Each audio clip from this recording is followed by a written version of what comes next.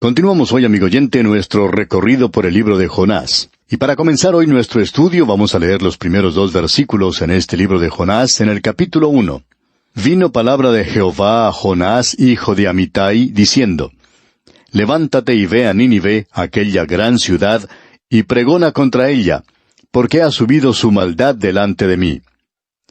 Aquí encontramos el llamado y la comisión del profeta Jonás para ir a Nínive. Una de las cosas que notamos aquí primeramente es que él es identificado para nosotros como profeta y que él también es hijo de Amitai. Ya hemos visto en un programa anterior que él es un personaje histórico, como pudimos apreciar en el segundo libro de Reyes, capítulo 14, versículo 25.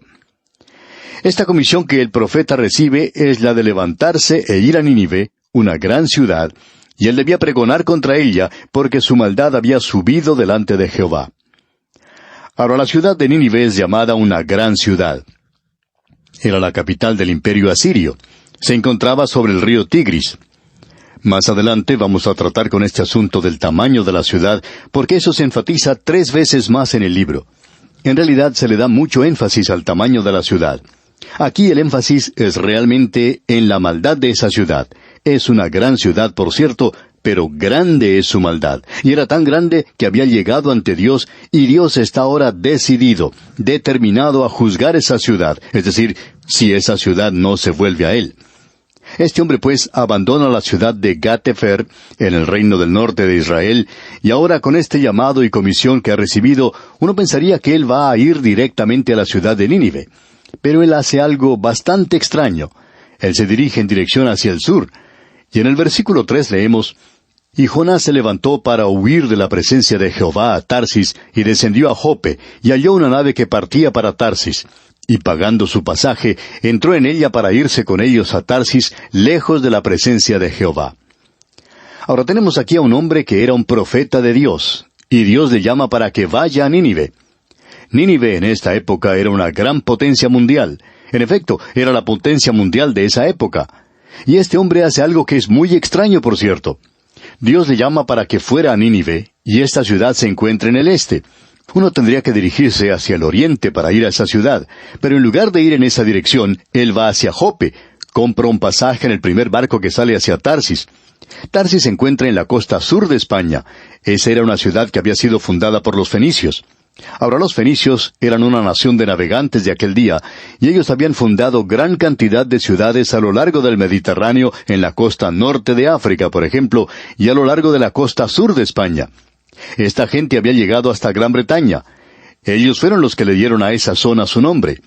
Inglaterra quiere decir la tierra del estaño, y ellos iban allí a obtener estaño. Así es que esta era una ciudad fundada por los fenicios y era el punto de partida para el occidente. Tenemos ahora ante nosotros lo que consideramos un problema mayor que el de Jonás en el gran pez. En realidad, no creemos que vamos a tener algún problema con esto, pero vamos a tener aquí un problema con Jonás. El problema con Jonás no es el del gran pez, es Jonás mismo. Dios le dijo a él que fuera a Nínive. Sin embargo, él va y saca un pasaje en una nave que se dirige a Tarsis. Dios le dijo a él que fuera hacia el oriente y él se va para el occidente. Amigo oyente, lo que Jonás ha decidido es no obedecer a Dios, sino irse para otro lado. Y es lógico entonces hacerse la pregunta, ¿por qué hizo eso? Y hay varias explicaciones para eso y quisiéramos mencionarlas. En primer lugar, diremos que este hombre Jonás revela que él aborrecía a los de Nínive. Él no quería que ellos fueran salvos. Ellos eran gente muy brutal. Y hay cierta base para su odio y aborrecimiento. Asiria era una de las naciones más brutales del mundo antiguo. La gente de aquella época sentía temor y terror cuando escuchaba hablar de ellos. Ellos utilizaban los métodos de tortura más crueles de ese entonces. Ellos podían sacar información de cualquier persona fácilmente. Una de las cosas que ellos hacían, y de las cuales oímos hablar en el presente, ninguno de nosotros ha presenciado eso, es que ellos sacaban a un hombre, por ejemplo, al desierto, en las arenas del desierto, y lo enterraban allí hasta el cuello. Nada sobresalía, sino solo su cabeza. Ellos colocaban una correa de cuero en su lengua y lo dejaban allí para que muriera, mientras el sol candente lo abrasaba sin misericordia.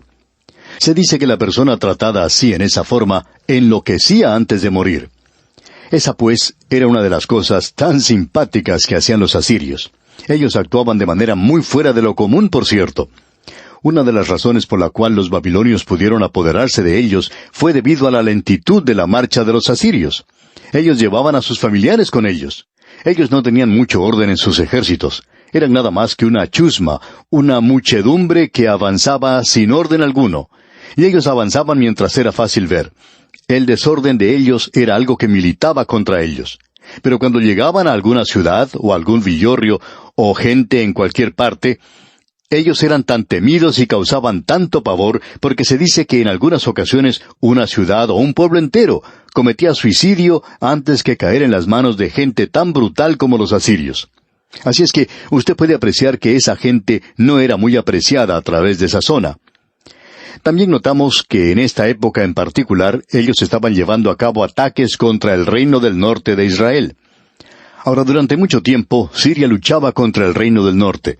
Ellos finalmente se unieron en una alianza en el norte, y hacia el oriente de ellos se levantó entonces Asiria. Y Asiria finalmente se apoderó de ambas naciones, es decir, tanto de Siria como de Israel, y los llevó a la cautividad. Al comienzo, cuando ellos se preparaban para apoderarse de una nación, llegaban y llevaban a cabo un ataque de sorpresa contra la ciudad, y se llevaban cautivas a las mujeres, y luego asesinaban brutalmente a los hombres y a los niños. Ahora no sabemos esto con certeza, pero es muy fácil imaginar que en la ciudad de Jonás, en Gat-Hefer, alguna vez se había sentido la presencia de los asirios. Probablemente habían llegado hasta su propio hogar. Quizá él pudo haber visto cómo eran asesinados cruelmente su padre y su madre. O quizá él pudo ver cómo los asirios abusaron y violaron a su propia hermana. Pero lo que sí sabemos es que Jonás aborrecía a los asirios. Él no quería que ellos fuesen salvos. Por tanto, él sale y se va en la dirección opuesta. Él no va a llevar ese mensaje de salvación. Ahora observemos la segunda razón. Y alguien quizá nos va a decir que el mensaje de Jonás no era de salvación, sino un mensaje de juicio. Bueno, eso es cierto. Así era el mensaje. Pero amigo oyente, ese hombre Jonás conocía a Dios. Cierta persona de tendencia liberal no aceptaba la veracidad del libro de Jonás. Sencillamente pensaba que Jonás había escrito ese libro y que era nada más que una historia que él había escrito. Y eso revelaba el hecho de que Jonás no conocía a Dios, y esa fue la razón por la cual él huyó. Amigo oyente, lo opuesto es cierto. Fue porque Jonás conocía a Dios que él se dirigió en dirección opuesta. Él sabía que si él iba con un mensaje de juicio y la gente de Nínive se volvía a Dios en arrepentimiento, lo que ellos por cierto hicieron, él sabía que si ellos se volvían a Dios, Dios no los castigaría. Dios salvaría esa ciudad. Por tanto, Jonás no quería que esa ciudad fuese salva. Eso era algo que él no apreciaba. Y aquí tenemos a un hombre que se dirige en la dirección opuesta porque él no quiere que esta ciudad sea salva. Vamos a hablar de esto más adelante. Notemos ahora la tercera razón. ¿Por qué fue este hombre en la dirección opuesta? Bueno, él es en todo sentido un profeta desobediente a Dios. No hay ninguna duda en cuanto a eso. Él está fuera de la voluntad de Dios, y en tal estado él es muy similar al hijo pródigo. El hijo pródigo huyó de su propio hogar. Él no quería vivir bajo la voluntad de su padre. Así es que se va a vivir a una ciudad alejada. Y Jonás aquí está fuera de la voluntad de Dios. Un profeta que en realidad no estaba andando con Dios.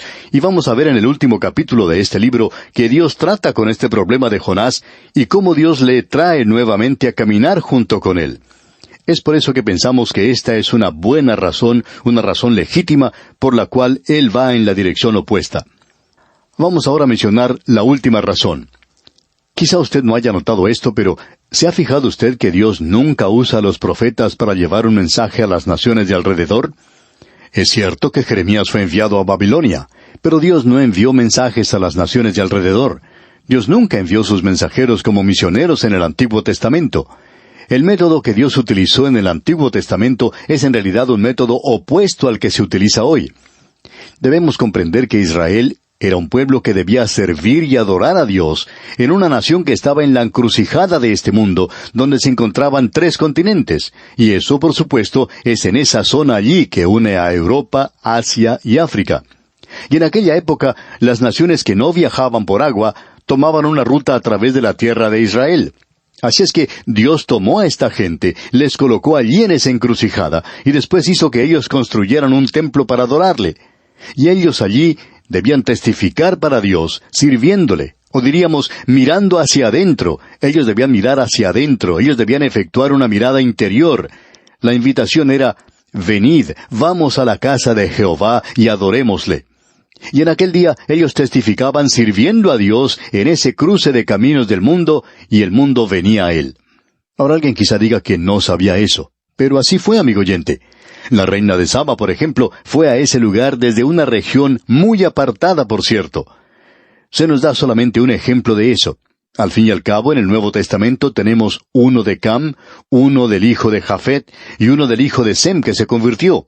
Y se presenta esto en el Nuevo Testamento. Tenemos al eunuco etíope, a Saulo de Tarso, al centurión, ese es el centurión romano. Estos no son otra cosa sino ejemplos, pero hubo literalmente miles y más tarde millones que fueron llevados a los pies de Cristo. Pero en el libro de los Hechos de los Apóstoles tenemos estos 3 ejemplos nada más. En el Antiguo Testamento se nos da solamente un ejemplo, y es el de la reina de Saba. Y ella llegó allí procedente de una región muy apartada. ¿Por qué? Porque ella había oído decir algo, y ella había oído de cómo ellos adoraban. Así es que ella viaja allí, y allí encuentra un altar para los pecadores, y eso fue lo que le llevó a ella a un conocimiento de la salvación de Dios. Si usted lee el relato histórico, puede encontrar que ella no fue la única que vino, sino que los reyes de la tierra iban a oír la sabiduría de Salomón. Así es que, durante ese período, aunque es un período muy breve por cierto, ellos testificaron al mundo entero. Pero ellos no testificaron saliendo como misioneros, sino que el mundo iba a donde ellos estaban. Y esto es lo opuesto para nosotros hoy. Fue algo realmente sorprendente cuando el Señor Jesucristo les dijo a los 12 apóstoles, cada uno de ellos un israelita que había crecido escuchando las enseñanzas del Antiguo Testamento. El Señor les dijo, id por todo el mundo y predicad el Evangelio. Nos imaginamos que ellos se mirarían unos a otros y quizá dijeron, bueno, eso es algo completamente nuevo. Nosotros no sabíamos que las cosas podían hacerse de esa manera. Y Él les dijo a ellos, en lugar de venid a Jerusalén, comiencen en Jerusalén y luego id hasta lo último de la tierra, a Judea, a Samaria y a lo último de la tierra. Ese es el método para hoy. Y ese es el problema que nosotros podríamos criticar a Israel por haber fracasado. Pero la iglesia de hoy construye un edificio en la esquina y espera que la gente, que el mundo, venga a nosotros. Pero nosotros, amigo oyente, debemos ir al mundo. Esa es la razón por la cual estamos presentando este mensaje por radio hoy. Estamos tratando de salir y esparcir la palabra de Dios. Creemos que ese es el método de Dios para el presente, pero ese no era el método en los días de Jonás. Jonás, pues, se sorprendió mucho cuando Dios le dijo, levántate y ve a Nínive. Pensamos que Jonás se puso a discutir con el Señor de la misma manera en que lo hizo Simón Pedro. Creemos que él era esa clase de persona. Ese libro nos revela eso. Él probablemente dijo, un momento, por favor, tú nunca enviaste a Elías a Egipto, tú nunca enviaste a Elías a la India. ¿Por qué me estás pidiendo a mí que haga algo que nunca fue solicitado a ningún profeta antes? Y tenemos mucha simpatía por Jonás. Él se vio un poco sorprendido de que Dios le pidiera que hiciera algo de esa manera. Ese no era el método de Dios. Pero este libro nos revela que Él es el Dios de los gentiles.